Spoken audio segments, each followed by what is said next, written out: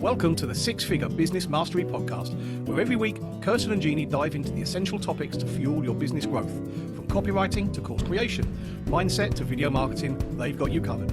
Tune in for expert guest interviews on all things marketing and business, and learn how to work on your business, not just in it. So, get ready to unlock your business potential and take it to the next level. Welcome, everyone, to today's episode. We're thrilled that you're here. We're also thrilled to have Michael Forman. We're going to talk about networking today. So what if every conversation you had could naturally lead to your next client without feeling forced or scripted? So welcome to the show, Michael. We're so excited to have you. Thank you very much. I am so happy to be here. I've been waiting for this all week. We're thrilled to have you here because I know you have an interesting story, like most of us, a windy road as to how you ended up here today. Do you mind starting off by sharing that with everyone? It's a long and windy road, but I'll try to shorten the street a little bit. 100 years ago, when I was in the Air Force, I was in the Air Force for 9 years.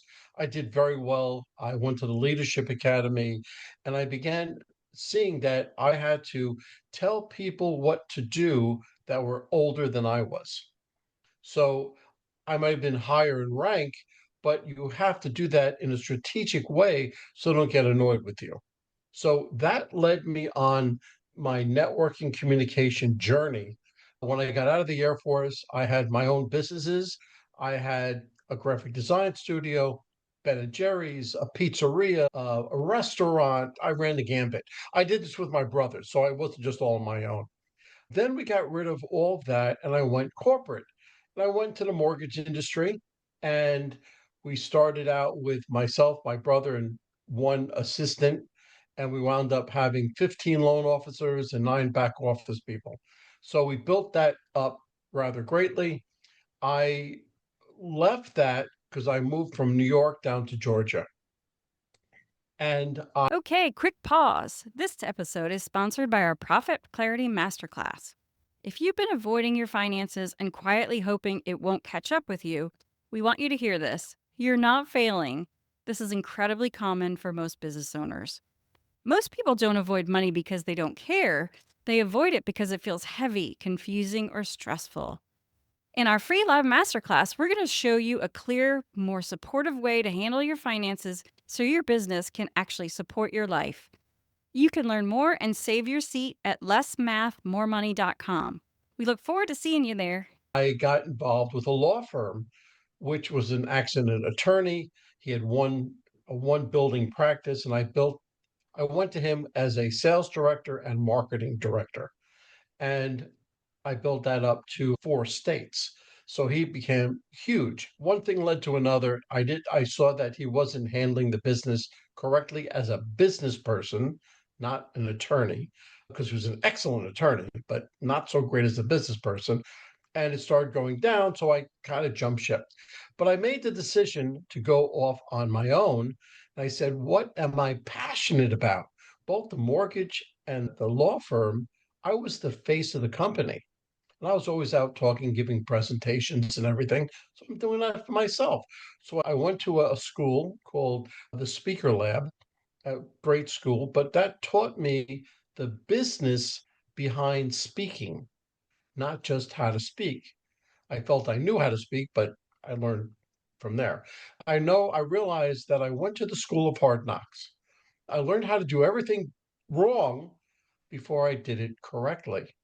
And now I'm coaching, I am teaching, I am telling people from the stage how to network communicate correctly. And then I throw leadership in there because I have to coach the C-suite executives on how to coach their minions, so to speak. And that's how I got where I am today. I love this. And I think this conversation will benefit a lot of our audience who are business owners. Some of them are solopreneurs, some of them are doing a few million a year. But a lot of times it is the communication and it is the networking that can take the business to the next level. Where do you think a business owner should start when it comes to networking and great communication? The whole thing is there are networking events, right? And a lot of my clients are nervous about going out there and networking because they feel that they're not going to do well. They're not going to, they're going to lose his message, her message. And my first piece of advice is to go out and network. Because listen, the first time out, no two ways about it, you're going to suck. It's going to be horrible. You're going to be so bad. But the second time you go out, you're going to learn from the first time. And the third time, you learn from the second time, and so on. Pretty soon, that you're going to become comfortable in networking. But here's the trick. Here's the most important piece of information I can give your viewers. When you speak with anybody, with somebody, never talk business. Never talk business. Have them talk about themselves. Have them. So it's called having a servant's heart. When you go out and network, you don't see what they can do for you see what you can do for them. And by doing so, what goes around comes around. Zig Ziglar, Bob Berg, all the biggies will tell you this is the way to network. The saying, people don't remember what you say, but they remember how you made them feel. And if you're in a networking environment, I've got networking tonight and tomorrow night locally, and it's been a busy month, the holidays, tax season, all those things. And just to ask someone, how are you? What area do you live in? Where did you move from? In Florida, no one's from Florida. We all moved here from somewhere, right? So yeah, I find that just having those types of conversations, you can just see the wall go down with people and you see them relax into getting to know you. There is a method to my madness. I believe I use something called FORM, FORM, family, occupation, recreation, and a message. And I have the other person talk to me about any one of those. And I try to get them their sister, their brother, husband, wife, son, daughter, whatever the case may be. It depends on the season, but I'll have them talk about their son, their daughter, grandchildren, whatever, about youth sports. Because I was a baseball coach for 16 years. I was an umpire for another 3 years. I really know the sports fairly well, the youth sports. Have them talk about themselves, about their family, and they'll just talk forever. And you'll walk away, walk away and say, that was a great conversation. And you didn't say anything, right? But you were right that they will remember that conversation because of all the family and everything else. That's how you start everything. Jeanne, I was thinking when Mike said talk about sports, that would not go well for me, would it? No, I was thinking that too, because in my family it's rugby, and that's not all that common in the States here. So now that you've had a great conversation with someone and you've learned all about them, how do you at some point transition into telling them what you do, who you are and what you do? Okay, so if you do your job correctly, and they talk about everything with their family. You swing the conversation around to their occupation, to what they do, and they begin talking about their occupation. And at the end, you stop, you listen, you show them that you're listening because they have to be the room. They are everything that you're interested in. They have to know that you are right on them. And you stop and you listen, you say, you know something? I like you. I like your business. I like how you do it. How can I make you more successful? How can I be a good referral source for you? And if I did my job correctly, they'll say, Mike, I don't even know what the hell you do yet. And you're already trying to make me more successful. Yes, that's exactly right. And then it'll move around to what I do, right? And then that begins the follow up process. And I believe my years of experience that the follow up is more important than actually meeting the person. And I have a secret sauce, how I follow up from that night to the next day to 3 days later. I have an exact science of exactly how you follow up. And I've turned the replies from, you get about a 2% reply from an email that you just sent out. Okay, that's corporate standard. After I'm finished, I would say you get about a 75% chance of a response. And Oh, that, you can't keep us waiting. You have to tell us a little bit about those two emails. You said you sent an email the next day and then 3 days. okay. So when I get home or back to the office that same night, I send a thank you email. Hey, Jeanne, this is Michael. I had a wonderful time tonight. I loved your conversation. I hope to do business with you soon, Michael. That's it. Just that's it. Right. The next day, I send a handwritten thank you note. That's right, because nobody does this except for my clients. Nobody does this. And all you do, you write almost the same thing, but you add in this at the top.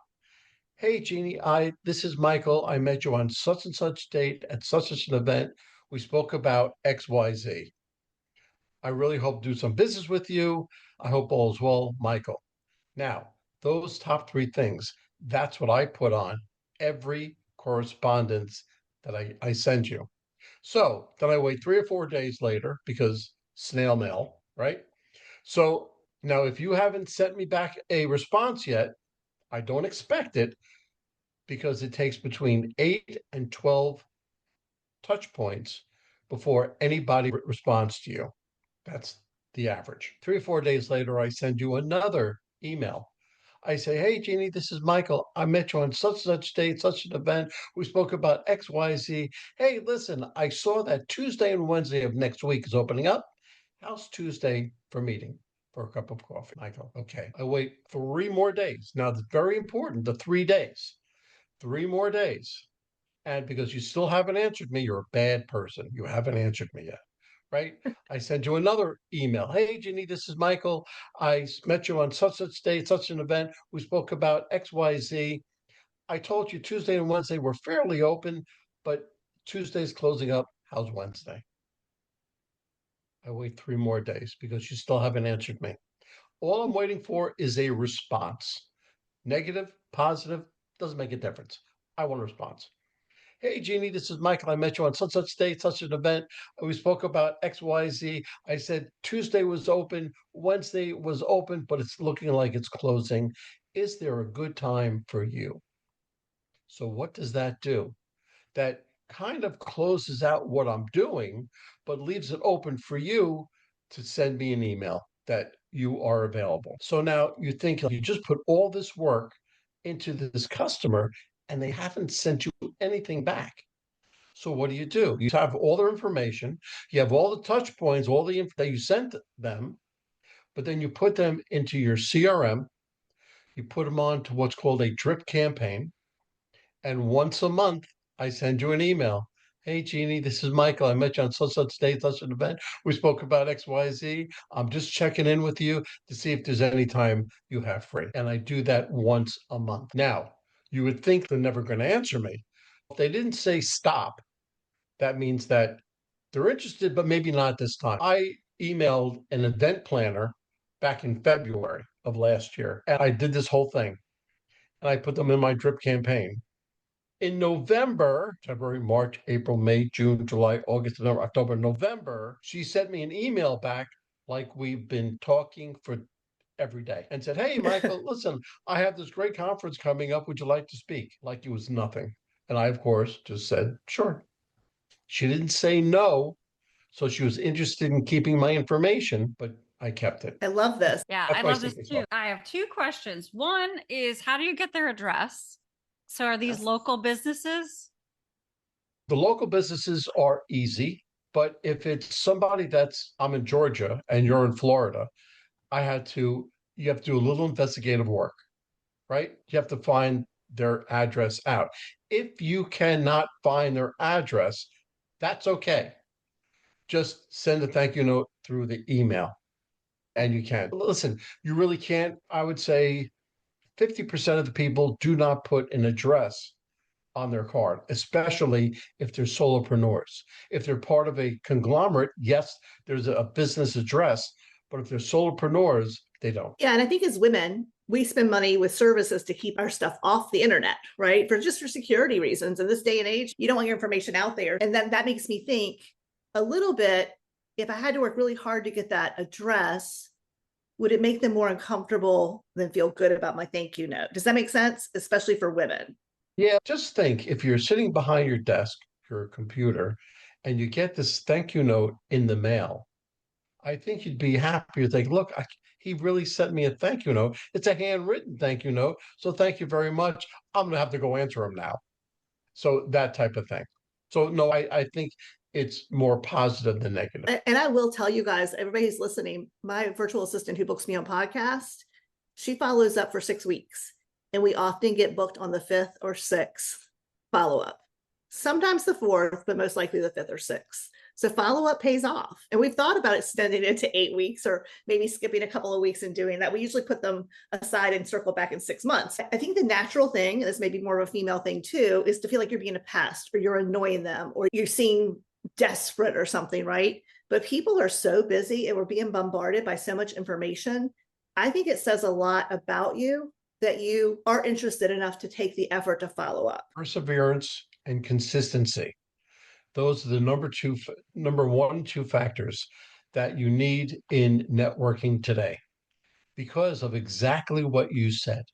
You said they're so busy and they're not doing it intentionally, but they're so bombarded with all this information that they put you off. Okay, I'll get to this tomorrow, but 10 more things go on top of it. It's not that they're not interested in what you're saying. It's like it's too much. So the fourth or fifth time, it's saying, oh, yeah, okay. Oh, she sent me an email again. Okay, I'm going to answer it. Let me stop and just answer them right now. And so that's really what it is. All right. So I have to challenge this because how do you feel about someone sending a booking link and saying, hey, Mike, it was so nice to meet you. I would love to connect with you for a virtual coffee chat. Here's a link that you could use to find a date and time that would actually work best in your schedule. How do you feel about those? It depends on where in the conversation it falls, right? Okay. So if I go in LinkedIn's a perfect example. That's for business. I have about 10,000 connections with LinkedIn. So every time I get a connection, I say exactly what I do. I'm a speaker and I have a podcast and all this kind of stuff. And what I do, if I'm interested in talking to them, I don't come right out and say, let's do lunch. Let's do coffee. I bring value to the relationship before I make anything like that. Okay. So if it's a roofing company, I'll find something between asphalt and metal roofs, an article, and I'll attach it and say, hey, I read this. I was thinking about you here. And okay. So I'll do that 2 or 3 times and I'll bring value to the relationship before I do an ask. And then I'll do an ask because they'll be much more agreeable to it. If they say, look, Mike has already given me these 2 or 3 articles. So sure, I'm going to have coffee with them. I like it. Would you add them to your regular email newsletter, or if you send out a weekly email that promotes what you're doing in your business? I would ask them first to go on my email list, right? If they say yes, then fine. Okay. But especially with Constant Contact or MailChimp, they always have this little button saying, do you have permission to use their email? So that's on there for a reason, because if people didn't sign up for your emails, they really don't want it. I was going to say, but it's that debate over giving your business card. Is that considered consent to stay in touch with them? I've been in networking groups where they debated that for an hour. And I still don't, like Jeanne said, I'm on the fence about both of it, right? I can see both sides of it, but yeah, it is nicer if they have consent. And I feel that is not consent. If you give somebody your business card with your email address on it, it gives you consent to ask them if they want to join your email list, right? It gives you permission to ask that, but it doesn't give you permission to use their email. That's the way that I feel. I love this. This has been so helpful, Michael. I'm so glad you're here. Tell us a little bit, just briefly, about your 2 books. Are they next to you? Yes, those are next to me. The first book I wrote about 4 years ago, took me about a year and a half to write. And it's all about networking and the connection. And it has a few stories in it about what you should do, what you should not do. And it's really common sense. My book, it's about 45 pages. It's common sense. And it's all about just trust. There's a mantra with networking: know you, like you, trust you, they'll do business with you. Know you is very simple. Everybody knows you. Like you, that narrows the scope down just a little bit. But trust you, it's a major factor because you have to start to talk with them. You can't, that's not through an email, through anything else, because you have a wall between you and the other person. And as that wall comes down, your trust factor starts to go up. And once you make that switch, then you can start to talk to them. And my book starts to talk all about that, from airwaves to income. That's my podcasting book. And whether you're just starting out, whether you're just a middle of the road podcaster or a seasoned podcaster, it tells you all about it, about the equipment that you can use, how to monetize, how you can do your podcast. It's a whole gambit. And both of them have been hugely successful. I love that. We'll put the links for both of the books down below, as well as your information, because I feel like networking, the louder it gets online, the more important networking is going to be for everyone. Really connecting with people and building that know and trust, like you said. And it's an investment. It's an investment in time, and it's actually an investment in really caring about people. Absolutely. The caring goes a lot further than what you think about. I use the pandemic as a line in the sand. Pre-pandemic, it was more transactional. Hey, I have a widget. Hey, you have $3. We'll switch it and you become a customer. Oh, I'm going to build my customer list. Post-pandemic, it's more relational and it's more based on relationships. So my School of Hard Knocks, I used to go to events and come home with a shoebox filled with business cards and say, look how good I did, when I really didn't do well at all. But now, through a 3 or 4 hour event, I'd get 15 cards, maybe 20. But I created that conversation with each one. I created the relationship with each one, and then I put in my follow-up with that. I've written 8 digital courses. It's all on my website on about networking, follow-up, subject lines, everything that you would think that you would need to leadership, for communication, for networking. It's all there.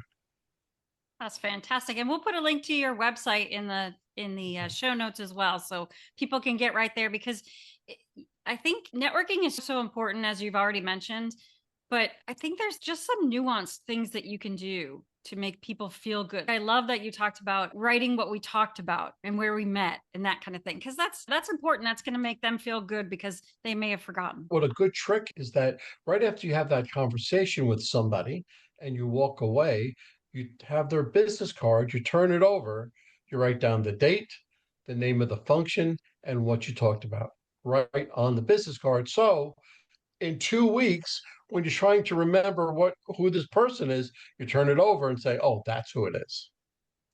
Yeah, if I can step away to a quiet corner, I open up my notes app and I dictate who they were and what we talked about. I usually I take a lot of notes, so it doesn't always fit on the back of a card. If I have to type it really quickly, I'll try to. But yeah, documenting that, right? Because you are meeting so many people and you want to make sure that you really do remember them.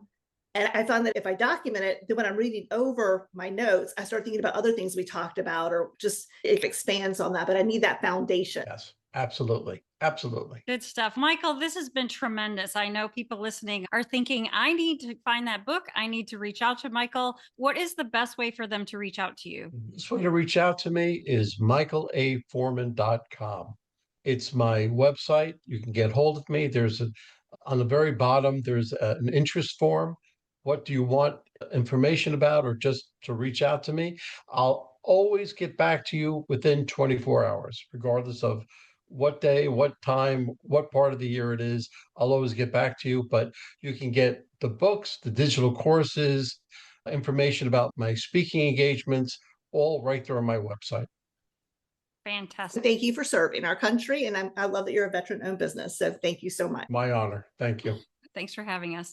Thanks for being here, Michael. It's been such a pleasure to get to know you and your wealth of information. Like I said, we'll put your website in the show notes so everybody can head on over there. So thanks again, Michael. Thanks for listening to the Six Figure Business Mastery Podcast.